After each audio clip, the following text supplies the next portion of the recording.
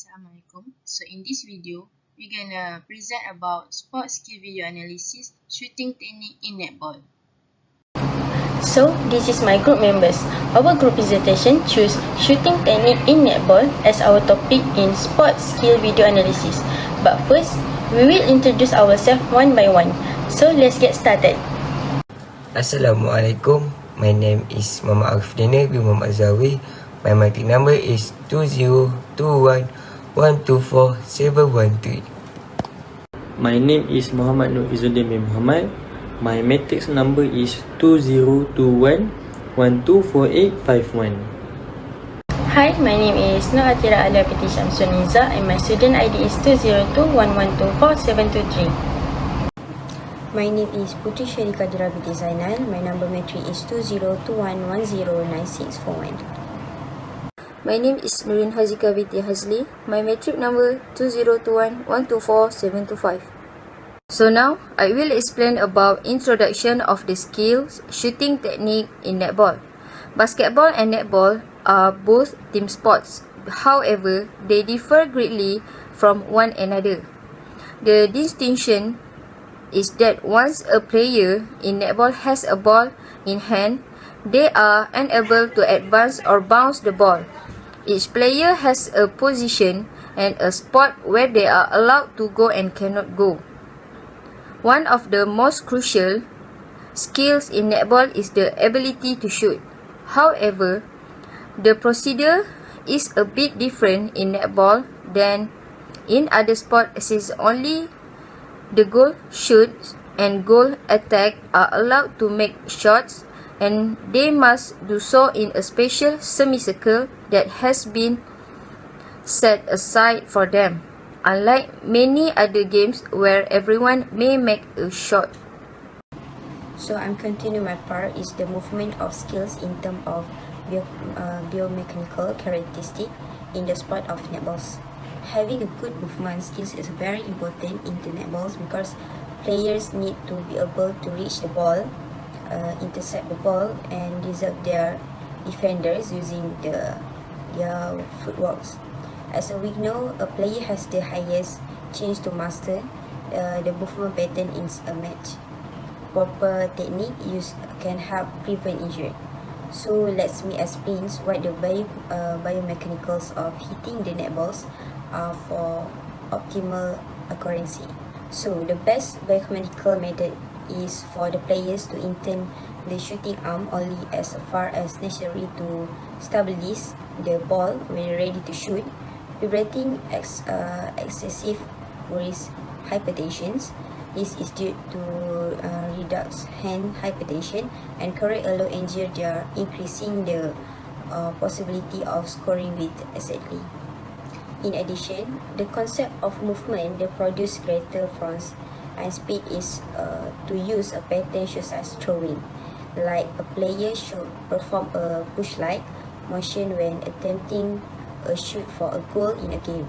In other words, a throw is the same as a pass. So why is forward and movement important in netball? This is because netball uses forward practice that deliver body control when catching and throwing the ball, quick change of direction, and sharp footwork position to hold space and cut through defenders effectively.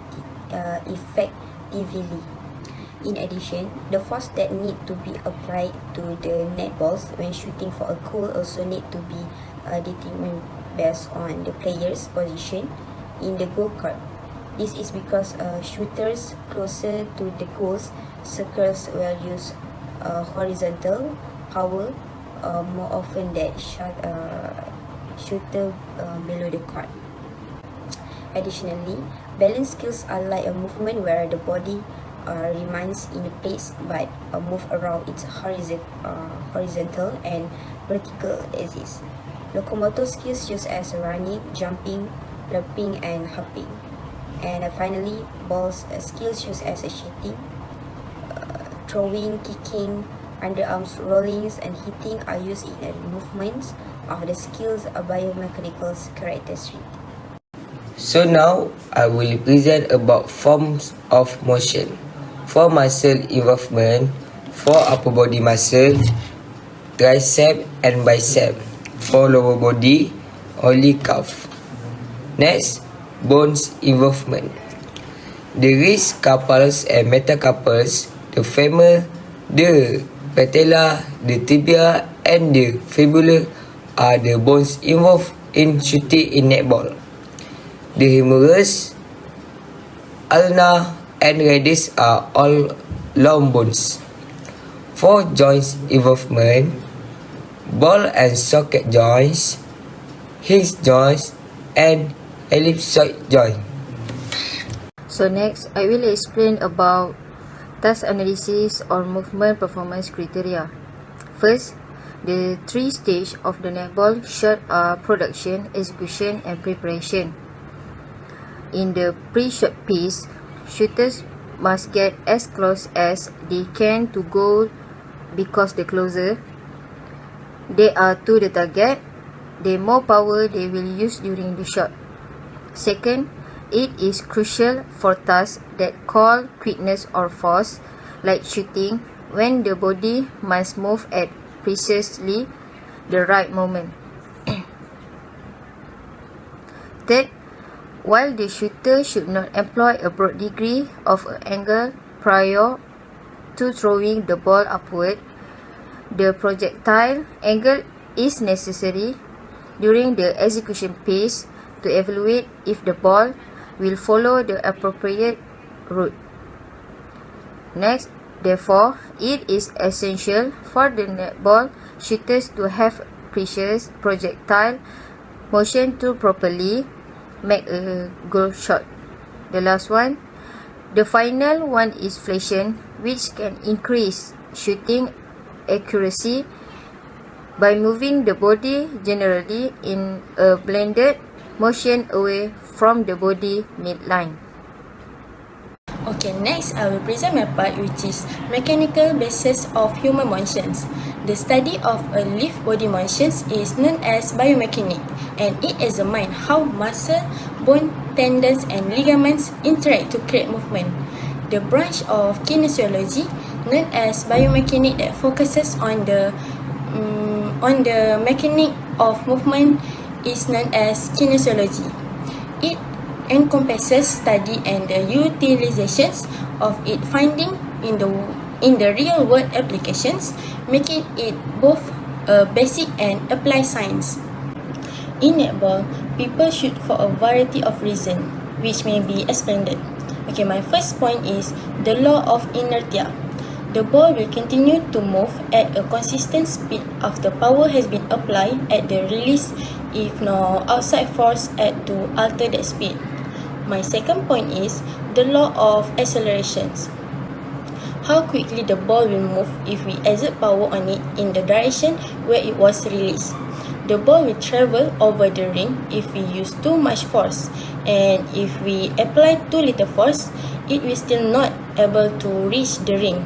So, to guarantee that the ball enter the ring correctly, they must practice so that they will be aware of the amount of the power that must be used to the ball to ensure that it is accurate to the goal ring. Next, the law of the response is last but not currently not least lah. When the ball is finally released, it will bounce again the hoop and exert power in the other directions. I continue against with the types of motion in netballs. In netballs, require a lot of movement, such as starting, shopping, accelerating, changing the direction of movement either to the left, to the right, backward or forward against. So a player use of a balance force and projectile movement are all important biomechanical compounds when making a shot.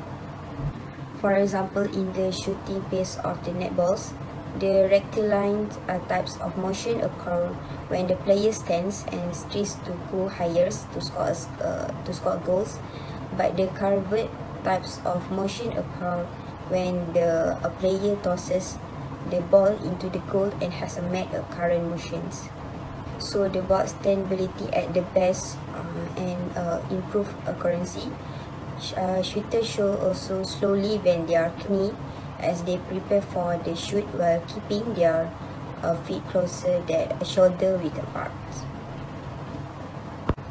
So to shoot, one must bend their knee to generate power, bend their elbow slightly and flick their wrist to create the Magnus effect, which is the movement of the projectile spinning through their eye.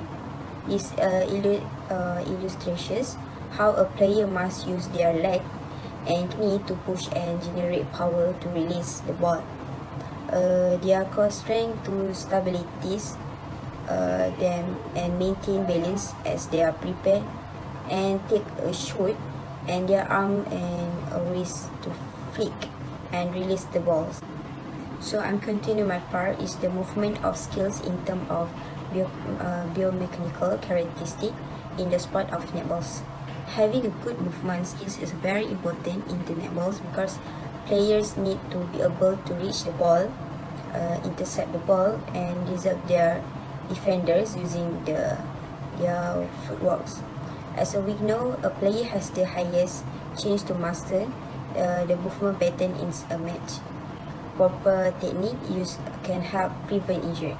So let me explain what the biomechanicals of hitting the netballs are for optimal accuracy.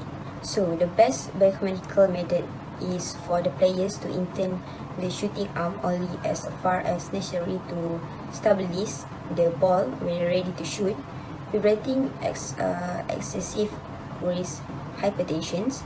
This is due to reduce hand hypertension and correct a low injury, they are increasing the possibility of scoring with exactly. In addition, the concept of movement that produce greater force and speed is to use a pattern such as throwing. Like a player should perform a push-like motion when attempting a shoot for a goal in a game. In other words, a throw is the same as a pass. So why is forward and movement important in netball?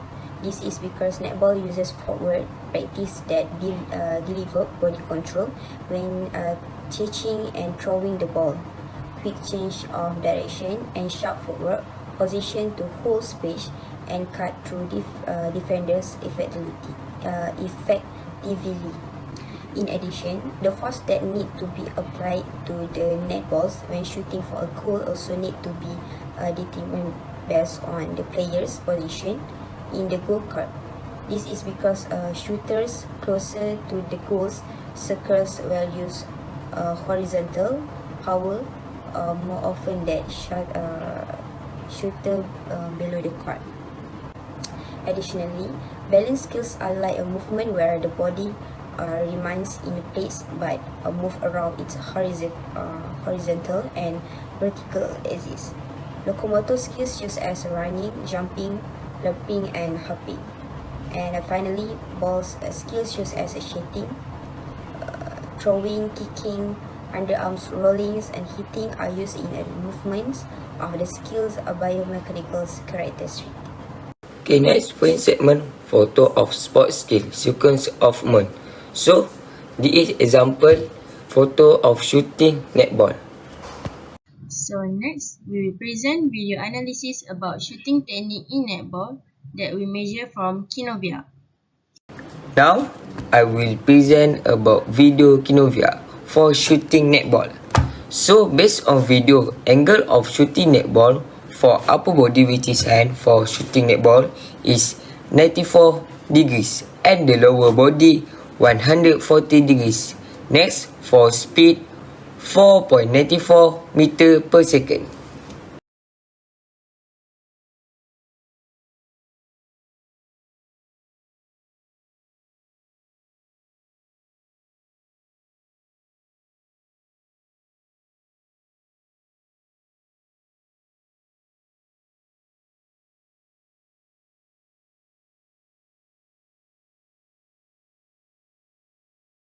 So next, based on this video, we can see acceleration. So, acceleration is 9.15 meter per second square.